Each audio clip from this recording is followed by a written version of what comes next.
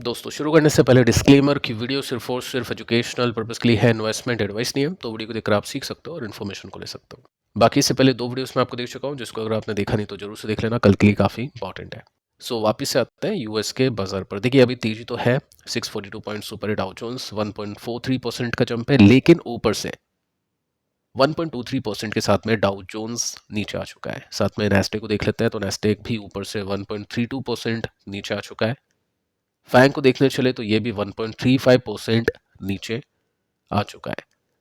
Brent को देखने चले तो ब्रेंट वापस ऊपर जाना शुरू कर चुका है, तकरीबन 5% की तेजी आप इसमें देख सकते हैं अपने बॉटम से।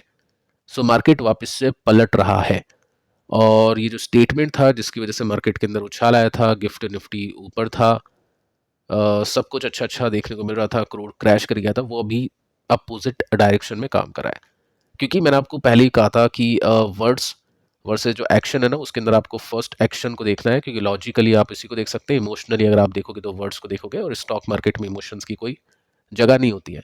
सो एक्शंस कुछ खास अच्छे नहीं है और उसको मार्केट अभी देखने की कोशिश कर रहा है। अगर मैं थोड़ा सा डिटेल में आपको चीज़ें समझाऊं तो फर्स्ट एक बार अपन गोल्ड को देख लेते हैं। तो गोल्ड में भी रिएक्शन आना शुरू हो चुका है, जो कि अभी अच्छी खासी रिकवरी दे चुका था, प्लस में आ चुका था, ये वापस से नीचे आ रहा है। 2.36% की मंदी है। और इसके साथ में सिल्वर को देखने चले तो इसके अंदर आई थिंक 3 to 4% की अच्छी खासी तेजी थी, बट अभी ये तेजी कम होकर 1.56% ही रह चुकी है।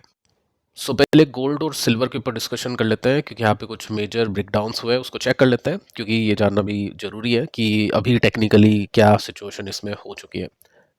गोल्ड भी की बात करते हैं, 8% के साथ में क्रैश और कोई रिकवरी नहीं है यहाँ पे, क्योंकि मार्केट के बंद होने के बाद में जो खबर थी ट्रंप की वो आई थी। साथ में सिल्वर को देखने चले तो 27 पॉइंट्स नीचे है, 12% का क्रैश इसमें भी देखने को मिला है। अब देखिए दोस्तों, यहाँ पे आप गोल्ड का जो चार्ट देखोगे ना, ये है वीकली चार्ट।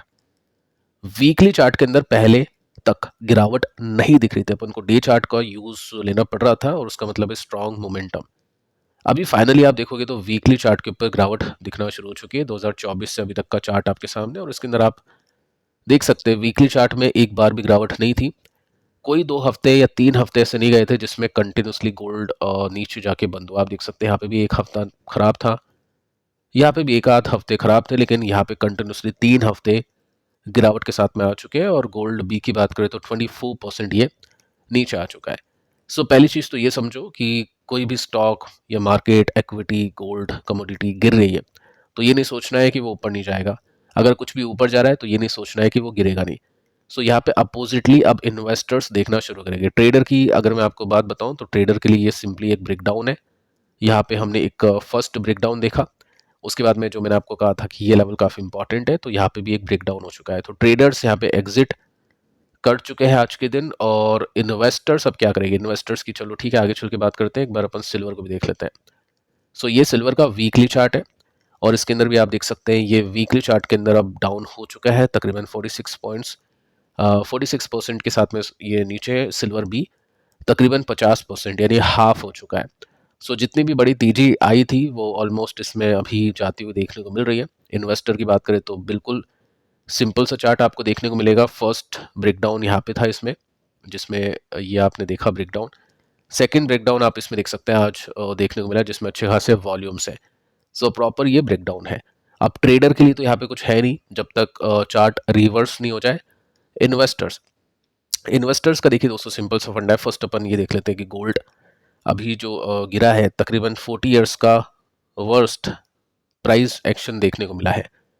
रीज़न क्या है इसके पीछे का? रीज़न वही है, स्ट्रेट ऑफ हॉर्मुज और ये सब एस्केलेशन, और इस वजह से यील्ड बढ़ चुकी है। तो यहाँ पे फिक्स इनकम अच्छी मिल रही है इन्वेस्टर्स को। इस वजह से जो वॉलेटाइल एसेट क्लास, चाहे वो इक्विटी हो या फिर वो गोल्ड हो, सिल्वर हो, वहाँ से लोग पैसे निकाल रहे हैं। अब देखिए इन्वेस्टर क्या करेगा, इन्वेस्टर अपनी एसेट एलोकेशन के ऊपर ध्यान देगा। जैसे मान लो एग्जाम्पल देके चलता हूँ, अगर कोई इक्विटी के अंदर इन्वेस्ट करके चलता है 75%, बचा हुआ है 25%, तो उसमें से मान लो 15% गोल्ड एंड सिल्वर में एलोकेट कर दिया।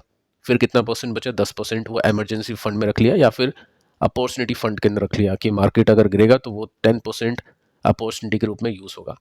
तो पोर्टफोलियो क्रिएशन अगर मैं दिखाऊं, जैसे एग्जांपल लेके चलूँ, अगर मैं 80% भी चलो इसको मान के चलो इक्विटी है, जिसमें कुछ कुछ 20% इसी का 20% यूएस इक्विटी हो, प्रॉपर इक्विटी, चलो एक बार अपन इसको देख लेते हैं। उसके बाद में बचा 20% का पार्ट, तो 10% गोल्ड एंड सिल्वर में और 10% लिक्विड में।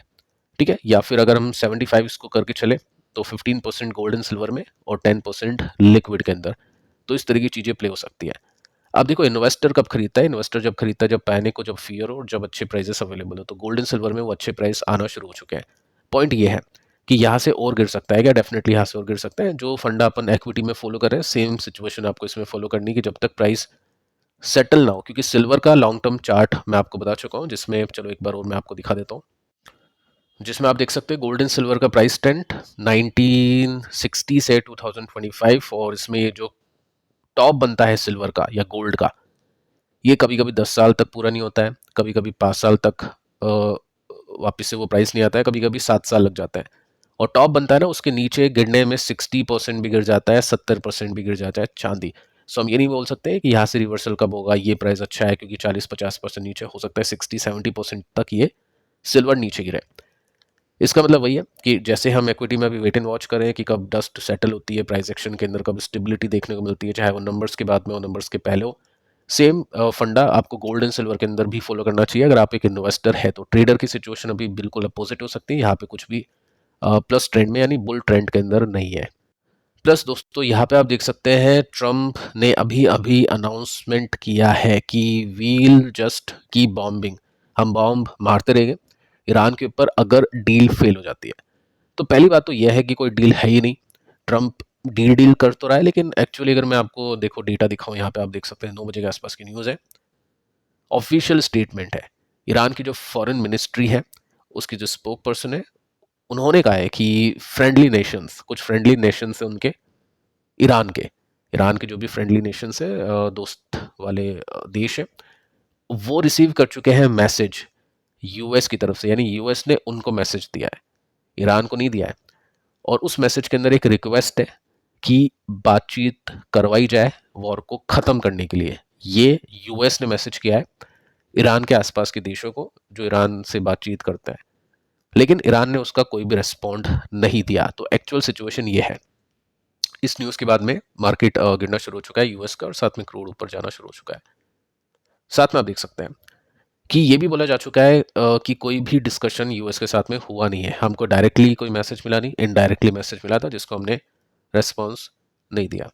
इसके बाद में आप देख सकते हैं यहाँ पे अब इसराइल भी इसी बातचीत के अंदर आ चुका है कि इसराइल के ऑफिशियल्स ने बोला है कि वॉशिंगटन ने चूज की है 9 अप्रैल वॉर को ख़त्म करने के लिए, तारीख 9 तारीख को वॉर ख़त्म हो जाएगी। ठीक है, सो अब ये बातें हैं, एक्शंस अलग है, बातें अलग है। अब देखते हैं इस बीच में कोई अटैक, कुछ बड़े अटैक होते या नहीं होते, ईरान पहले अटैक करता है या इसराइल पहले अटैक करता है, लेकिन ठीक है यहाँ पे ये बातचीत अभी हो रही है और उसके बेसिस पे मार्केट के रिएक्शंस आ रहे हैं। साथ में देखिए दोस्तों, ईरान के पार्लियामेंट के जो स्पीकर है उन्होंने इसको एक फेक न्यूज़ बोला है। क्यों क्यों ये फेक न्यूज़ सर्कुलेट की जा रही है ट्रंप की तरफ से, इसराइल की तरफ से?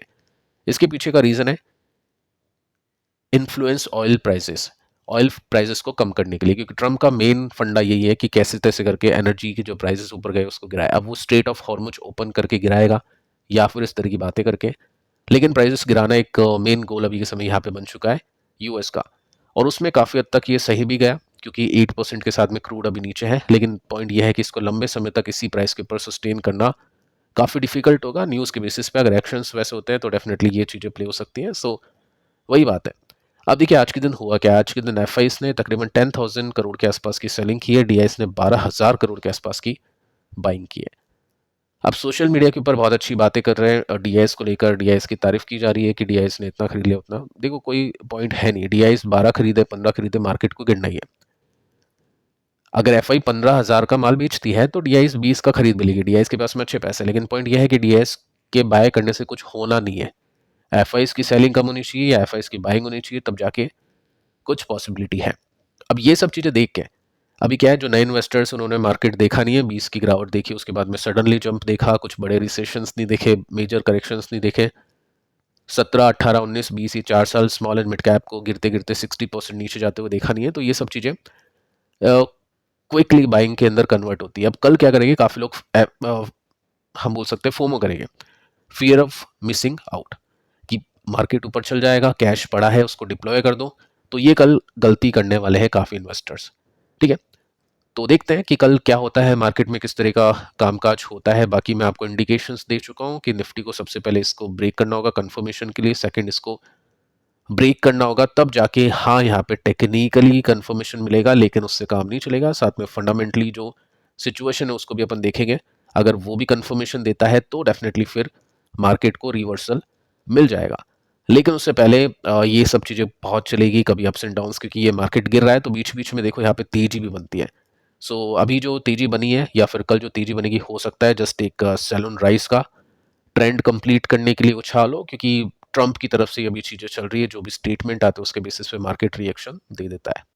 सो देखते हैं दोस्तों कल कल क्या होता है। फिलहाल इस वीडियो में इतना ही, पिछले 2 वीडियो से आप जरूर से देख लेना। मिलते हैं कल, तब तक के लिए शुभ रात्रि।